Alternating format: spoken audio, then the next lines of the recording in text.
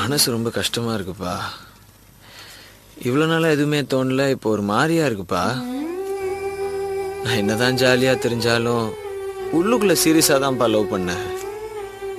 இந்த மைனர் மேஜர்லாம் கல்யாணத்துக்கு மட்டும்தான், கலட்டி விடுறதுக்கு இல்லை போல. அப்பா பேச்ச மீற முடியான்னு தெரிஞ்சா அப்புறம் ஏன்பா இந்த பொண்ணுங்கெல்லாம் பாக்குறாங்க பேசுறாங்க.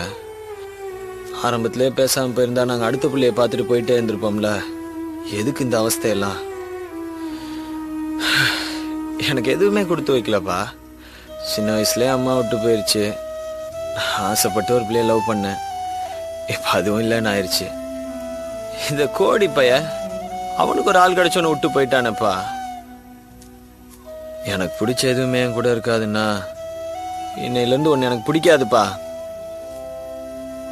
இந்த லவ் ஃபெயிலியர் ஆன பசங்க எல்லாம் பார்க்கும்போது எல்லாருக்கும் கிண்டலாக இருக்கும். ஆனால் அந்த இடத்துக்கு வரும்போது தான் அதோட அவஸ்தை தெரியுது. சை மண்ட காயுதுரா சாமி.